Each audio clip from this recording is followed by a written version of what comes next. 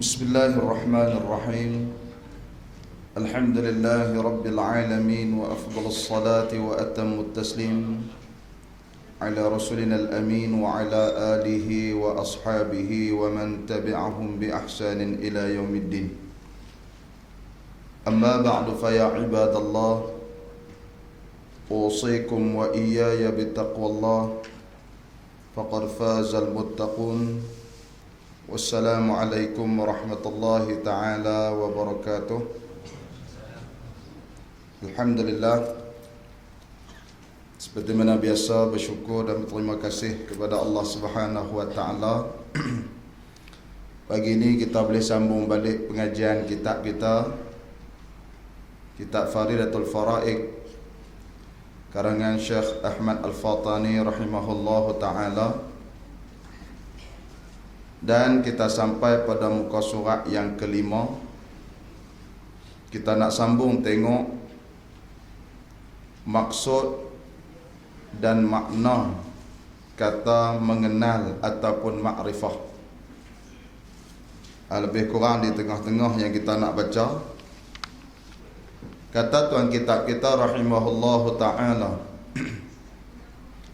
maka mengenal dan mengetahui itu jazam yang membetuli bagi waqi', yang hasil jazam itu daripada dalil. Artinya i'tiqad yang putus, yang mengenai akan yang sebenar. Yang jadi i'tiqad itu daripada tanda yang menunjuk atas betul i'tiqad itu. Kita nak sambung di situ. Kata tuan kitab kita, maka mengenal dan mengetahui itu jazam yang membetuli bagi waqi'. Jadi kita nak tengok ta'rif, nak kata kenal ke, tahu Tuhan tu ada, ataupun nak kenal kata kita ni mengenal wujudnya Allah Ta'ala. Nak kata kita ni kenal tak kenal Allah Ta'ala, nak kata kita ni tahu tak tahu ke. Ni tuan kita nak buat takrif, kata kenal tu lagu mana, yang kata kenal Tuhan tu. Cukup syarat ni, maka seseorang tu dia kenal Allah Ta'ala. Kalau tak cukup syarat yang nak cerita ni, maka tak kenal lagi seseorang akan Allah Subhanahu wa Ta'ala. Kata tuan kita ni mengenal ni, iaitulah dan mengetahui itu, iaitulah jazam yang membetuli bagi waqi'. Apa makna jazam?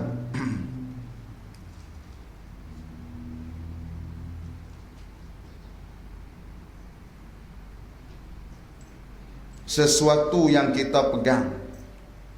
Itu kata jazam, sesuatu yang kita pegang, sesuatu yang kita faham, sesuatu yang kita pegang dengan kukuh.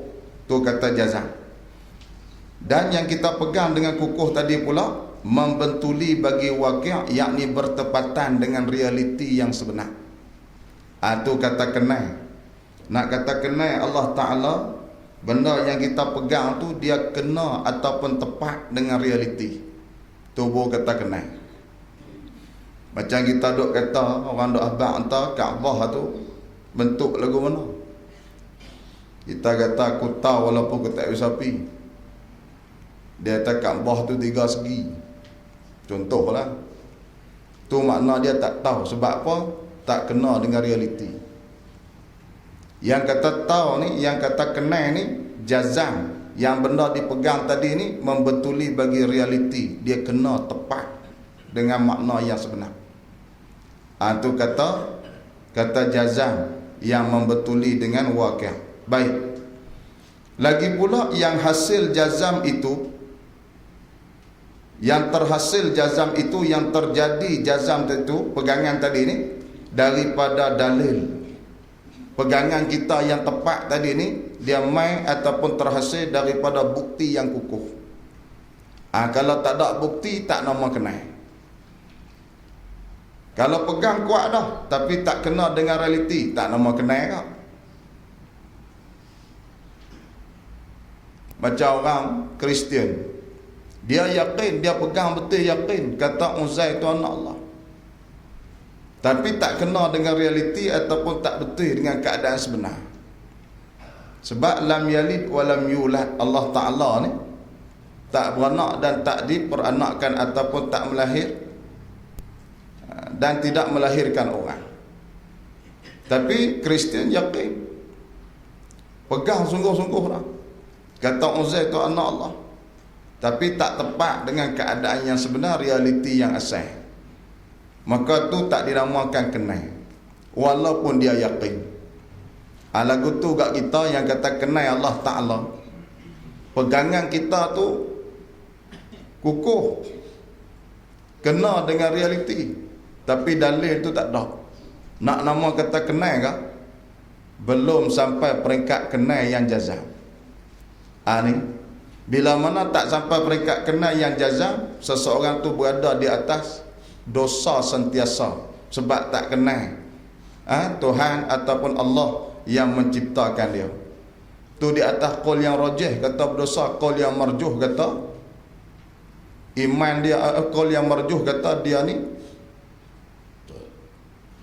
bermasalah pada iman dia, atau qaul yang marjuh. Qaul yang rajih kata dia berdosa. Iman dia kira dia beriman tapi berdosa. Tu qaul yang kuat mengatakan orang yang tak ada dalil mengiktikad kata Tuhan ni ada tapi dalil tak ada, orang ni masih berada di atas dosa. Ni qaul yang rajih. Qaul yang marjuh kata iman dia ni di antara kufur dan beriman. Ni qaul yang marjuh. Maknanya qaul yang kuat kata berdosa, qaul yang berlawanan bagi qaul yang kuat tadi ni, al-marjuh tadi ni, dia kata iman seseorang tu berada di antara kufur dan beriman, ataupun di antara elok dengan tak elok. Ni orang yang kenal Tuhan tapi tak ada dalil. Tu.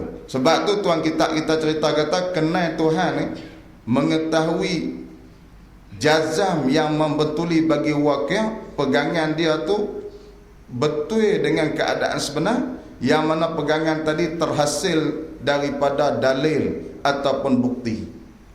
Itu baru nak kata kenal.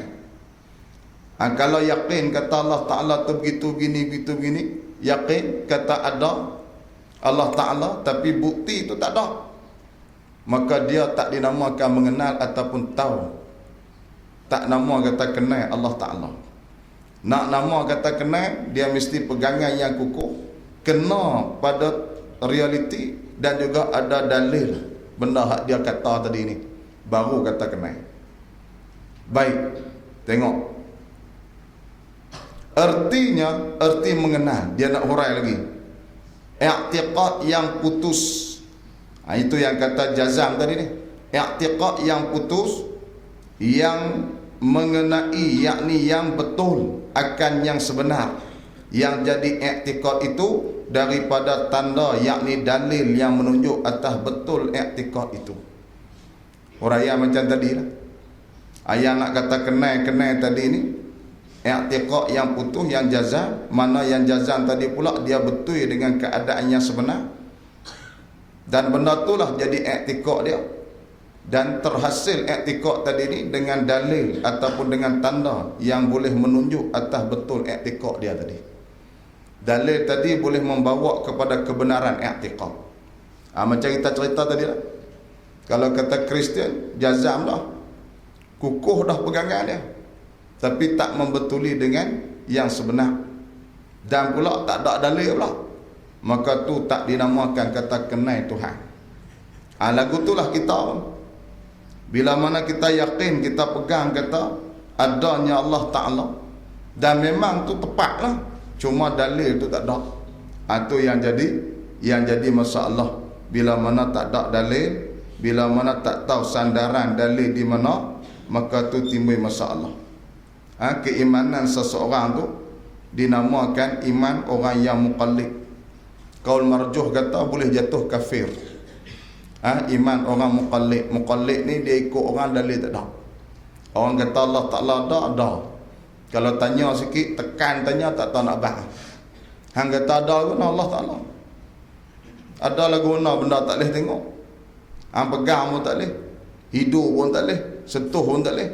Tak tahu depa dak bak anta memang kena yakin lah, kena kata dak lah Tuhan kita. Dia jawab gitu. Ni kaul yang marjuh kata iman dia ni iman muqallid. Muqallid ni dia boleh jatuh kafir.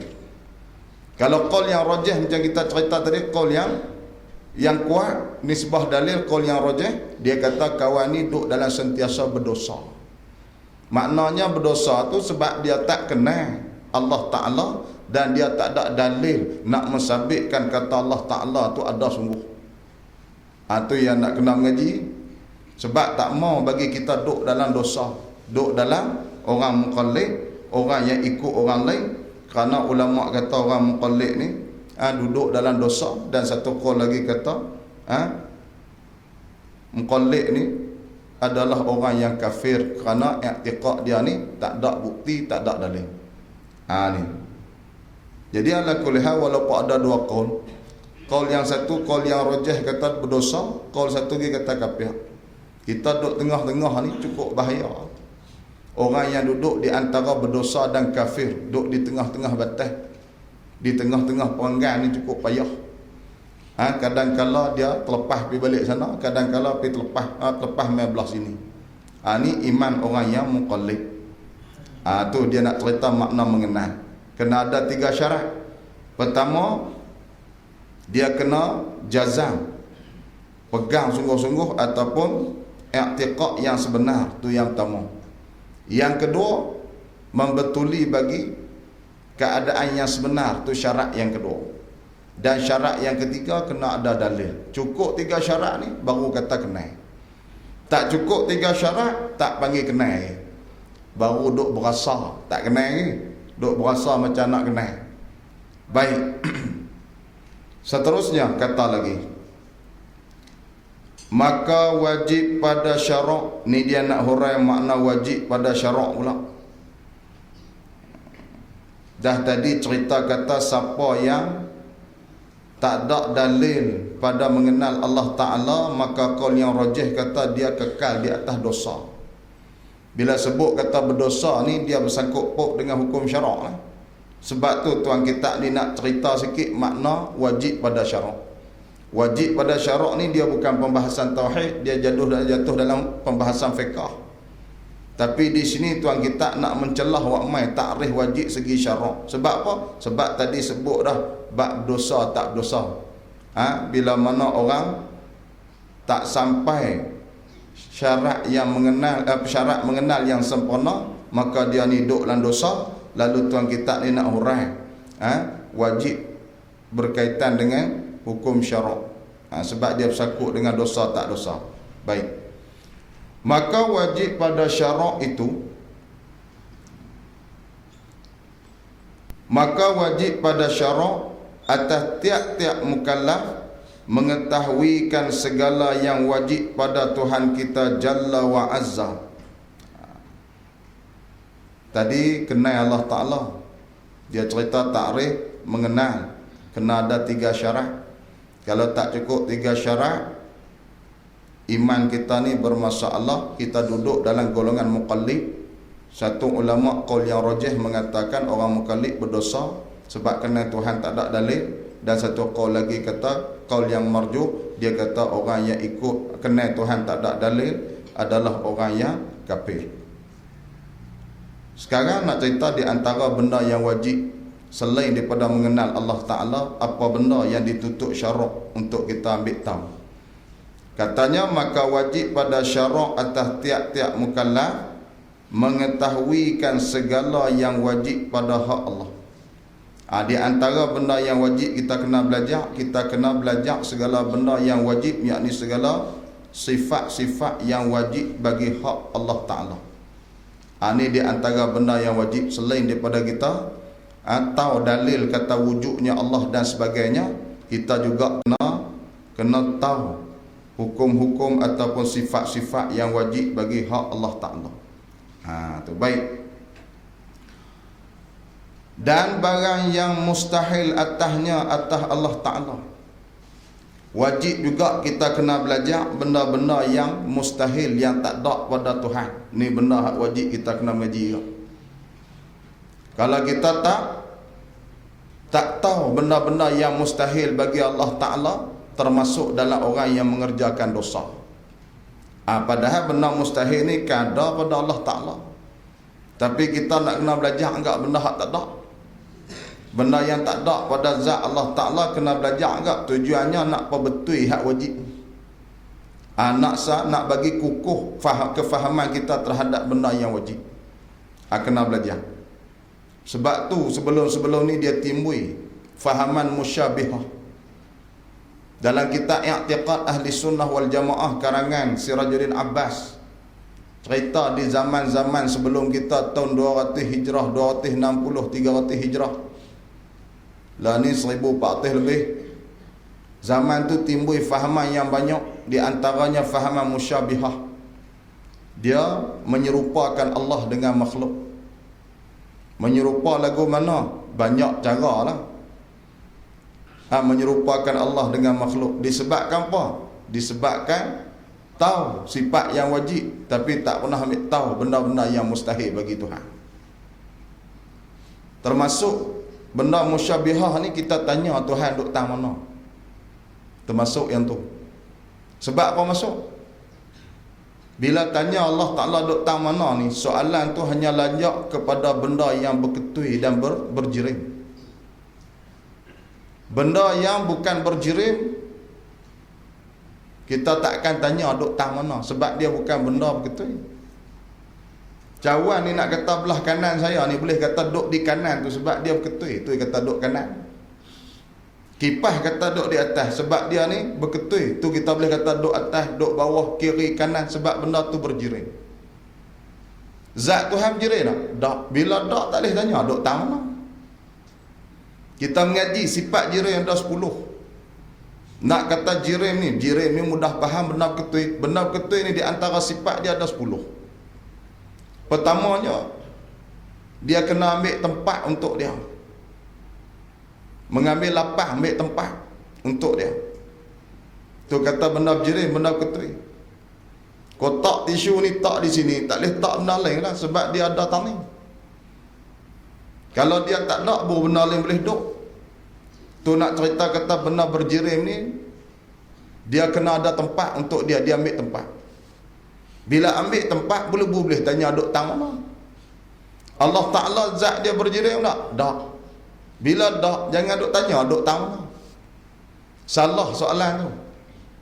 Sebab tu kalau tanya Allah Ta'ala duk di mana, nescaya bolehlah kita buat soalan ke manakah terbangnya ikan keli tersebut.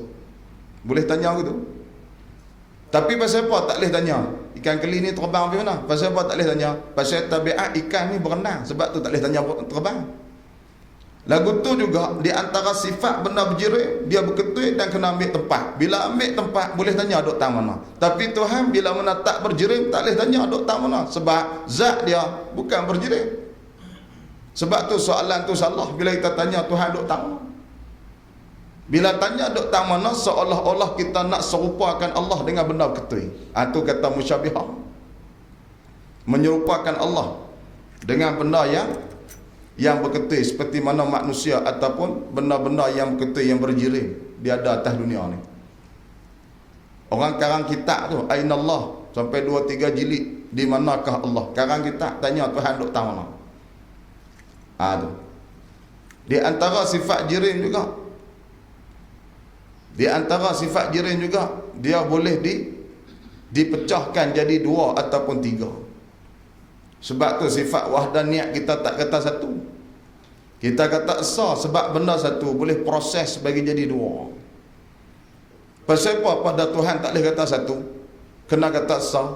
Pasal Tuhan ni zat dia tak berjirim, dan benda tak berjirim tak boleh proses bagi jadi 2. Sebab tu kalau nak tanya di mana Tuhan, tak kena soalan tu. Sebab sifat dia bukan sifat lagu nak boleh tanya duk di mana.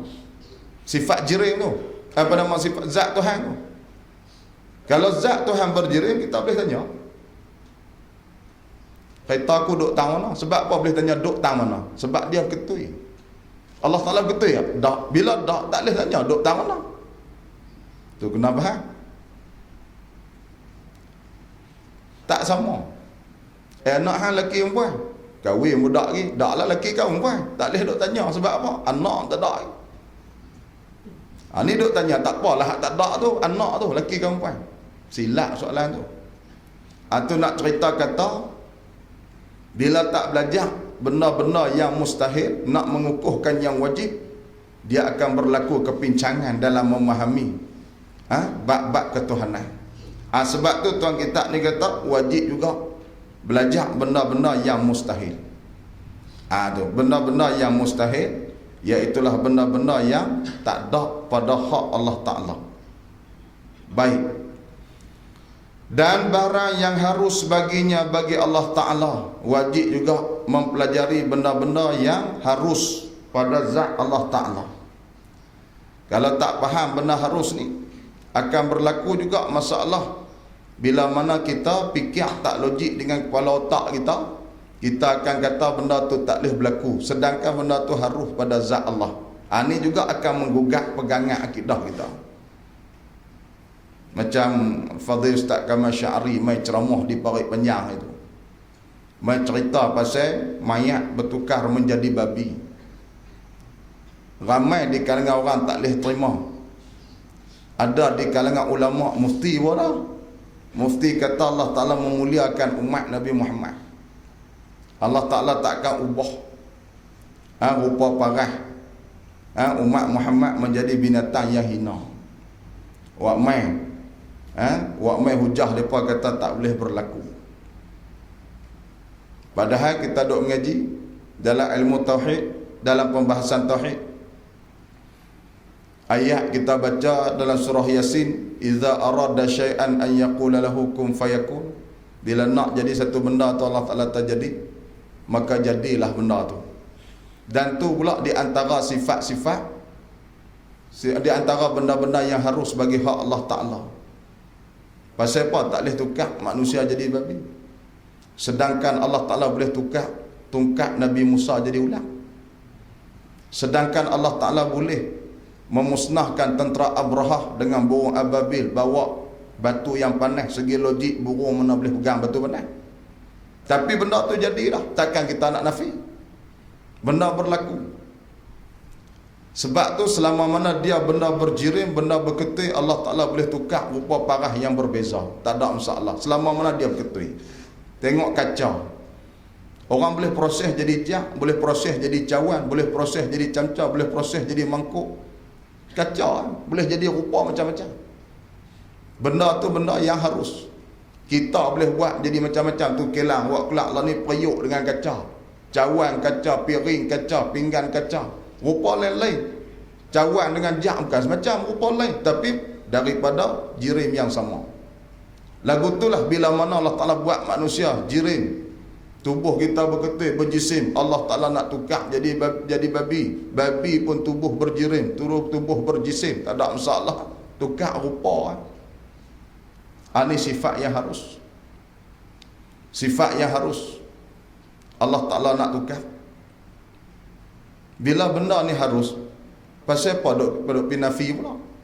Sepatutnya tak boleh nafi. Ini nak cerita kata keadaan bila mana kita mengaji tauhid ni, ada benda yang masih belum kita faham, ataupun ada benda yang masih kita ragu-ragu. Nak pegang betul-betul itu ada keraguan.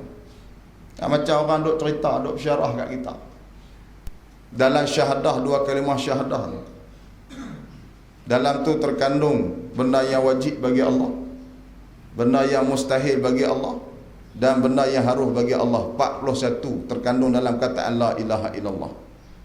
Tok Guru tegur tak boleh kata benda yang mustahil, sebab benda mustahil itu bukan ada pada Allah Ta'ala. Yang adanya istihalah. Mereka jawab apa? Mustahil dengan istihalah tu sama. Dia jawab gitu lah. Padahal mustahil dengan istihalah tu bukan benda sama, benda lain. Mustahil ni benda yang tak ada. Tu benda yang tak ada. Istihalah segi perkataan berbeza lah. Mustahil dengan istihalah perkataan lain-lain, dia kata sama.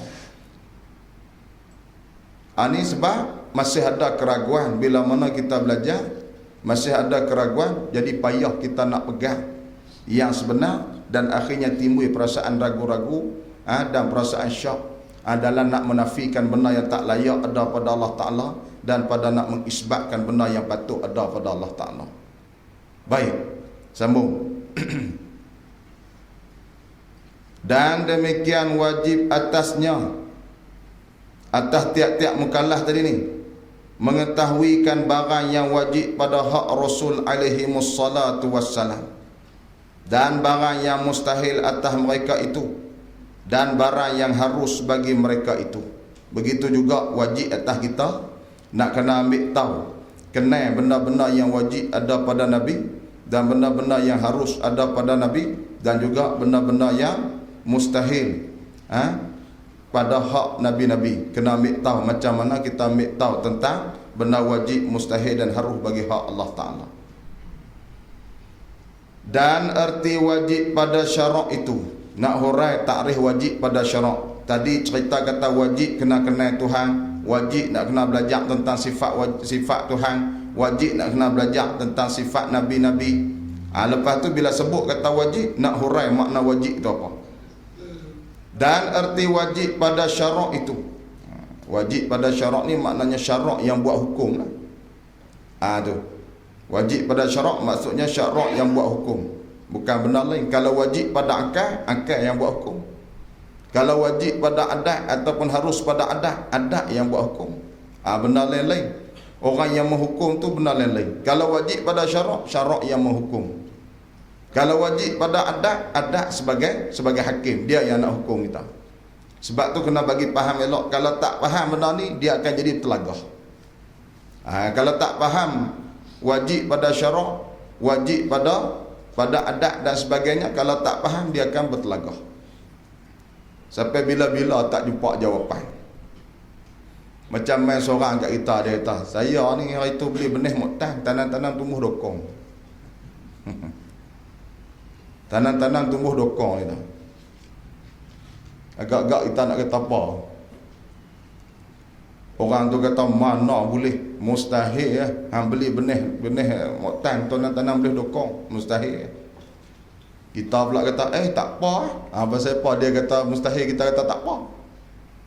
Jadi tak macam pasal apa. Tu. Kalau pakat keras dua-dua pek sudah tak selesai. Duk kelih pet guling. Tapi kalau faham, walaupun kataan berbeza, tapi faham segi adat, segi syarak, segi segi adat, segi akal, segi syarak, kalau faham, dia tak akan kelih walaupun kataan tak sama. Kita kata tanam beli benih muktan tumbuh dokong, dia kata mustahil. Dia mustahil tadi, dia kata segi adat tak boleh terima. Kita kata tak apa, dia berkata tak apa tadi itu segi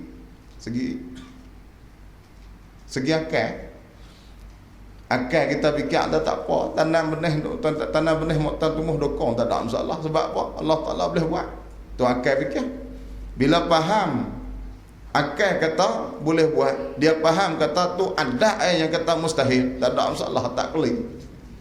Ni yang duk keli ni pasal apa? Pasal tak reti beza mustahil adat, tak reti beza di antara harus pada akal. Tu yang duk berkeli, dia tahu mana boleh, dia tahu. Hang kata boleh no gila, tanam benih muktan tumbuh dokong, mana dalam dunia berkeli. Pasal apa? Pasal tak faham takrif segi syarak, segi adat, segi akal. Faham lagu mana? Yang kata wajib pada syarak tu, syarak yang jatuhkan hukuman. Yang kata segi akal tu, akal yang menjatuhkan hukuman, akal yang hukum. Yang kata segi adat tu, kebiasaan orang, kebiasaan hidup manusia yang hukum benda tu. Sebab tu dia kata, bila tanam benih muktan tumbuh dokong, dia kata mustahil tu. Siapa yang kata? Adat yang kata mustahil. Lepas tu akal kata mustahil tak? Akal tak kata dah. Akal kata harus ya. Bila faham lagu tu, tak boleh. Tu. Tak ada bercanggah apa. Bila tak faham tu yang jadi bercanggah banyak. Nak katalah tapi bagi faham. Baik, seterusnya. Dan erti wajib pada syarak itu barang yang diberi pahala atas mengerjakan dia. Apa erti? Wajib pada syarak itu barang yang diberi pahala, yakni barang yang dijanji pahala. Siapa yang buat benda wajib tu Allah Ta'ala janji nak bagi pahala. Bukan bagi pahala lagi, baru duk janji nak bagi. Tu. Sambung. Dan diseksakan atas meninggalkan dia, yakni dijanjikan memberi seksa kerana meninggalkan dia, meninggalkan benda wajib. Tu kata takrif wajib pada syarak. Bila buat Allah Ta'ala janji nak bagi pahala kat kita, dan bila tinggal Allah Ta'ala janji nak seksa kita. Tak seksa lagi. Sebab tu orang tak semayang dia kan dah sakit pun. Kalau dia tak semayang pun dia duk syok, duk meronda kot jimat kat Tesco, seronok, tak ada masalah apa. Ni kata orang tak semayang kena seksa, dijanji untuk seksa. Tu. Belum tentu kena seksa, mati esok pun belum tentu lagi. Boleh jadi Allah Ta'ala ampun. Tak kena. Tu kata benda wajib ni ialah benda yang Allah Ta'ala janji nak bagi pahala. Dan bila mana kita tinggal, Allah Ta'ala janji nak azab kita. Tu kata benda yang wajib pada syarak. Buat ya, Allah Ta'ala janji nak bagi azab. Tak bagi lagi, baru duk janji. Kalau kita buat, Allah Ta'ala janji nak bagi pahala. Sebab tu atas dunia ni kita tak tahu kita buat ni betul tak betul. Hak kita buat ni lah, nak kira betul tak betul kita tak tahu. Nak kata kita ni elok tak elok kita tak berani kata. Sebab Tuhan tak bagi ganjaran kat kita. Nak tahu tunggu mati esok baru tahu kata hang ni jahat ke bagus. Hari-hari tengok bagus dah. Mengajak kita tauhid ni sakan dah. Duk rasa tak apa dah. Tengok esok dia paling teruk dah orang lain. Sebab tu atas dunia tak boleh hukum. Sebab tu syarak tak bagi kita duk kata lebih kurang ke orang. Baik dia jahat, baik dia bagus ke apa ke. Kalau nak puji pun jangan terangkat ke terendah langit. Kalau hak jahat tu jangan duk kutuk sampai masuk dalam tanah. Sebab apa? Sebab kita tak tahu. Kadang-kadang hak kita duk sembahyang, duk buat ibadat tak bisa tinggal sampai letak dia sembahyang sunat ni. Esok tengok masuk dalam geng apa, hak dia janji seksa. Tu. Sebab tu kata takrif wajib ni benda yang Allah Ta'ala janji nak bagi pahala bila mana kita buat. Dan benda yang Allah Ta'ala janji nak bagi dosa ataupun nak azab kita bila mana kita tinggal benda tu. Di akhirat esok ni, kalau tentu dah Allah Ta'ala tentu orang seorang ni jadi penghuni neraka, waktu tu baru dia akan rasa.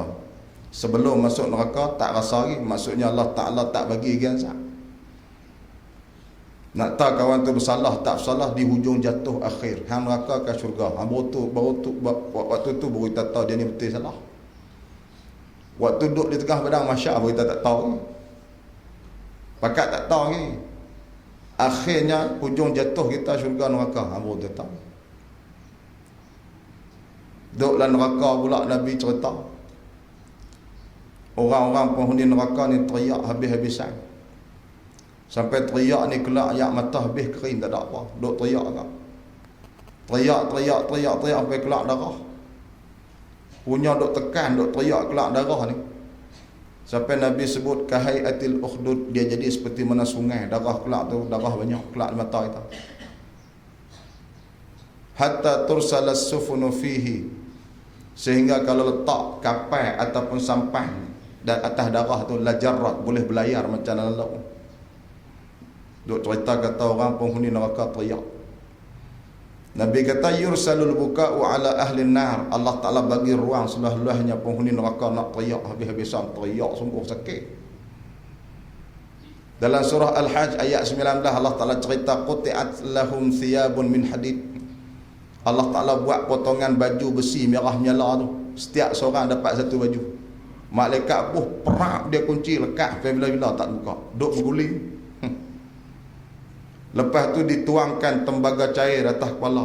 Dia duk mamah makan otak, tengkorak, kuih duk turun, makan jantung apa semua, akhirnya sampai ke tumit hancur. Allah Ta'ala jadikan semula. Waktu tu berota hak betul ke salah. Lah ni boleh pekat duk lawan jawab lah. Kawan ni kata guni, kita jawab gitu. Kita kata gitu, dia jawab guni, pakat lawan tak apa. Sementara duk ada suara, ada mulut, jawab lah. Lepas tu sampai di sana esok, pakak sengak masing-masing, buat kerja masing-masing. Yang kena layuk, yang kena pakai baju, potongan ikut saiz badan. Kalau dia ni XL, XL. Kalau MM, qutti'at lahum thiyabun min nar. Allah Ta'ala buat potongan baju daripada besi api neraka. Dalam surah Al-Hajj ayat 19. Tu, duk guli ni sakit. Baju merah nyala besi. Duk teriak sakit. Allah Ta'ala kata teriaklah. Teriak sungguh-sungguh waktu ni. Pakak teriak atau penghuni neraka. Kelak ayak mata habis. Kering tak ada apa. Gagah teriak agak. Dah sakit. Tak teriak apa sakit. Teriak kelak darah. Kelak darah kok mata ni Nabi sebut jadi sungai. Nabak kata darah kelak pada mata ni banyak. Jadi macam sungai. Nabi kata kalau tak sampan, tak bot apa, mereka boleh berlayar macam duk dalam sungai dalam laut. Nak cerita punya tersiksa orang yang taklah tentukan neraka. Waktu tu pun nak tahu betul salah. Lah ni kita boleh lawan duk berbalah. Nabi cerita dalam sepotong hadis yang kita duk baca dalam kitab 40 hadis peristiwa akhir zaman. Nabi pesan, alaikum bisunnati wa sunnatil khulafa'ir rasyidin al-mahdiyyin. Nabi kata berpegang dengan sunnahku dan sunnah para sahabatku khulafa'ir rasyidin. Sebab apa Nabi pesan gitu? Nabi kata, wa man ya'ish minkum, siapa dan hidup lama di kalangan kamu, umur panjang, kata kat sahabat, fasayara ikhtilafan katsira, kamu akan melihat khilaf, krisis yang paling dahsyat di kalangan orang Islam. Pakak berbalah, kawan ni kata kawan tu, kawan ni kata kawan ni fitnah kawan tu, kawan ni fitnah kawan ni, orang ni bunuh kawan tu, kawan ni bunuh kawan ni, jadi fitnah akhir zaman. Zaman bila Nabi kata? Zaman kita lah tengah duk keling. Zaman kita fasayara ikhtilafan katsira, ni tanda hujung kita dah tekandah ke dinding belakang. Nabi kata kat sahabat, kalau kau umur panjang boleh tengok. Fasayara ikhtilafan katsira, dia akan tengok berlaku krisis di kalangan orang Islam. Perang kata aku, tapi tak tahu siapa betul, nak tahu betul tak betul. No. Hak kita cerita tadi. Hujung jatuh kali kalau neraka. Waktu duk teriak tu baru kita tahu dulu hang duk kata hang betul. Merong teriak kelak darah. Macam sungai, macam tasik kelak darah daripada mata. Mai daripada mana? Wallahu a'lam. Nabi nak gambarkan terseksa dan sengsara orang yang dibakar dalam api neraka. Terbaik kita sambung balik. Dan erti wajib pada akal itu barang yang tiada tasawur, yakni barang yang tidak boleh digambarkan pada akal ketiadaannya. Ni nak cerita kata wajib pada akal. Takrif wak mai nak suruh kita beza di antara wajib syarak, wajib akal. Wajib akal apa dia? Benda yang akal tak boleh tasawur kata dia tu tak ada ataupun tak berlaku. Akal tak boleh terima kata dia tu tak ada dan tak berlaku. Tu kata wajib pada akal. Lagu mana contoh? Seperti mengambil lapang, yakni wajib mengambil lapang, mengambil ruang bagi jirim. Ni akal fikir kata tak boleh berlaku kalau ada benda yang berketul dia tak ada tempat, tak boleh terima. Tok sah duk buat lagu mana lah, tak boleh terima. Bila sebut kata benda tu berketul, confirm dia kena ambil tempat. Akal tak boleh terima, ni hukum akal. Wajib kena ada tempat. Macam angin, benda berjiring. Sebab tu kalau kereta kita angin tak ada, kita buh angin lantai kereta, tayar kereta kuih duk kembang. Sebab angin duk tolak, dia nak duk lantai, dia nak ambil tempat dia. Tu kata benda berjiring. Tapi benda berjiring tu jirim yang jenis lembut lah. Dia jirim ni ada dua jenis, jirim latif dengan jirim kathif. Jirim latif ni dia boleh campur, macam angin dia boleh campur.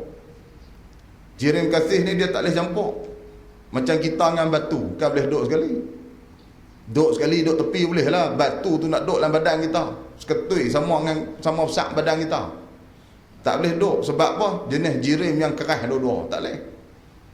Yang boleh duduk sekali ni jirim jenis lembut dua-dua duduk sekali. Tu angin. Apa dia lagi? Ayak duk campur sekali dan sebagainya. Jadi akal kata tak boleh terima kalau ada benda-benda yang betul ini dia tak ada tempat, tak boleh terima. Tu kok mana pun dia kena ada tempat. Angin pun berjirim. Sebab tu angin ni dia berat. Suara berjirim. Sebab tu suara dia berat. Suara kita berat sebab benda berjirim. Benda berjirim ni benda yang boleh kita dapat dengan salah satu panca indera yang 5. Boleh dengar. Suara tu jirim. Kita dengar cawan pecah, perak, bunyi perak tu jirim. Tu. Pecah tu amrun i'tibari. Kaca tu benda ada. Hak berkecai nampak hancur tu amrun i'tibari. Sebab kita tak boleh nak pegang. Tak boleh nak rasa. Hak berkecai tu lagu mana? Suara perak tu jirim. Benda ada sebab kita boleh dengar dengan telinga. Suara benda ada. Kalau Tuhan buka hijab, suara ni nampak suara saya ni duduk tengah-tengah angin, tuan-tuan nampak kan? Sebab dia benda berjirim. Boleh dengar dengan telinga. Sebab tu kalau orang duduk di sekolah dia bercakap, tingkat 3 bercakap, tingkat bawah boleh dengar sebab suara berat dia duduk jatuh. Orang duduk tingkat bawah, tingkat 3 tak faham ngajak apa sebab suara tak boleh naik petak. Suara ni berat. Dia benda jirim dan benda sejenis benda yang ada kerana boleh didapati dengan salah satu panca indera yang 5. Tu boleh dengar dengan telinga, boleh sentuh dengan pada boleh rasa dengan lidah, rasa dengan anggota, boleh tengok, tu benda ada. Boleh hidu bau. Tu. Hidu bauan ni pun dikatakan benda yang sejenis ada. Tu. Bauan ni benda yang boleh berpindah di antara satu sama lain. Ini di antara benda-benda yang boleh kita kecapi dengan salah satu panca indera yang 5. Kalau benda yang tak boleh kecapi dengan salah satu panca indera yang 5, benda tu tak dinamakan ada. Walaupun kita nampak faham di situ, dia tak ada. Boleh faham lah, dia tak ada. Macam Tok Uduk Ahbab, hijau di buah tepikai tu benda ada. Sebab kita belah kan kita apa, boleh duk nampak hijau. Bila boleh nampak dengan mata ni, dia kira ada. Boleh sentuh, dia kira ada. Bulat di buah dia tak ada, walaupun kita nampak. Dia tak ada. Yang nampak tu maksudnya faham. Faham di mana? Dia bukan 4 segi tu kata bulat. Mana bukti dia? Pergi belah buah tepikai, hilang hak bulat. Mana ada arah bulat. Tu kata benda tu hanya boleh difahami, tak boleh dikecapi dengan mata. Faham kata bukan 4 segi. Cuma kita kata nampak bulat tu bahasa kita. Banyak bahasa kita cakap tak betul. Macam kita pergi rumah orang, bagi salam, tingkat tu buka, bagi salam, Assalamualaikum, tak jawab salam. Kawan yang main kita tanya tadi, ada orang? Kata ish, nampak macam tak ada apa. Benda tak ada boleh nampak tuan-tuan. Tak boleh nampak betul duk kata apa. Duk pandai-pandai kata tu ambil tangan lah. Yang kata nampak apa tak ada boleh nampak. Tak boleh betul duk kata apa. Tu nak cerita kata kita sebut tu hanya sekadar nak cakap bagi mudah faham. Hakikatnya benda tak ada kan boleh nampak. Lepas tu kata apa? Nampak di situ dengan makna faham. Duk faham, duk berasa apa tak ada. Tu. Sebut kata nampak tu maksudnya faham, bukan nampak tu tengok. Sebab benda tak ada tu tak ada nak tengok guna. Mana boleh tengok benda tak ada. Lagu tu bulat. Hijau di buah tu ada, boleh tengok hijau. Belah buah hijau tak ada di kulit buah. Bulat belah buah tepikai, bulat tak ada. Tu. Nak cerita kata faham di mana kata bulat, faham kata tidak 4 segi buah tu kata bulat. Tu ustaz nampak. Tu. Faham nampak di situ maksudnya faham, tak 4 segi nama bulat dia. Bukan 3 segi nama bulat. Bukan 5 segi, bukan 6 segi, bukan 12 segi, kita panggil bulat. Baik. Seterusnya. Dan mustahil itu barang yang tiada tasawur pada akal adanya, yakni barang yang akal kita tak boleh terima kata dia tu ada ataupun dia tu berlaku. Tu kata mustahil pada adab. Akal kita tak boleh terima kata dia tu boleh berlaku ataupun dia tu ada. Tu kata mustahil pada akal. Seperti sunyi jirim daripada gerak dan diam. Apa maksud sunyi? Sesuatu jirim tu dalam masa yang sama dia bergerak pun tak, dia diam pun tak. Ni contohnya cawan. Diam pun tak, gerak pun tak. Akal kita kata mana boleh jadi lagu tu. Tak boleh terima. Tu. Tak boleh terima benda tu. Macam kita duduk mengaji, diam pun tak, gerak pun tak. Kita fikir pun tak tembus lagu mana orang ni diam pun tak, bergerak pun tak. Tak bergerak dan tak diam, ataupun bergerak dan diam, dua-dua duk dah. Akal tak boleh terima kata boleh berlaku lagu tu. Bila sebut kata bergerak, dia mesti tak diam. Bila sebut kata diam, dia mesti tak bergerak. Tu salah satu. Kerana apa? Kerana benda berlawanan sampai bila-bila pun tak akan berlaku. Sampai bila-bila pun tak akan berlaku. Tak boleh terima. Pendek pun pendek, panjang pun panjang. Dia tu panjang dan dia juga pendek. Tak boleh terima benda yang tak semacam duk sekali. Atau akan kata tak boleh berlaku. Baik. Seterusnya. Dan jaiz itu, yakni harus itu. Harus pada akal lah. Barang yang sah pada akal adanya dan tiadanya. Barang yang akal kita, benda akal kita boleh terima berlaku, dan dalam masa yang sama akal boleh terima agak kata tak berlaku. Tu. Benda yang kita boleh terima kata berlaku benda tu, dan akal kita boleh terima kata tak boleh berlaku. Contoh lagu mana? Seperti gerak jirim dan diamnya diam jirim. Jirim ni ada kalanya duk diam, ada kalanya bergerak. Yang tu akan fikir atau boleh berlaku. Kalau dia tak bergerak, mesti dia duk diam. Kalau dia diam, mesti dia tak bergerak. Akan boleh terima. Salah satu daripada keduanya. Tapi sekali berlaku dalam masa yang sama, memang akan tak boleh terima lah tu. Tu hak mustahil di atas tadi ni. Baik. Dan wajib pula atas mukallaf bagi wujub aini mengetahuikan dalil atas tiap-tiap sesuatu daripada yang wajib. Kita berhenti tu tanda. Baca pun tak ada semak kitab pagi ni. Wallahu alam, tak berhenti tu. Dan wajib pula atas mukallaf sebagai wujub aini. Wallahu subhanahu wa ta'ala a'lamu ma tasna'un. Allahumma salli ala sayyidina Muhammadin fil awwalin wal akhirin. وسلم رضي الله تبارك وتعالى عن كل صحابة رسول الله أجمعين. اللهم علمنا ما جهلنا وذكرنا ما نسينا رب زدنا علما والحقنا بالصالحين. اللهم ربنا آتنا في الدنيا حسنة وفي الآخرة حسنة وقنا عذاب النار. وصلى الله وسلم عليه والحمد لله رب العالمين. تقبل الله منكم.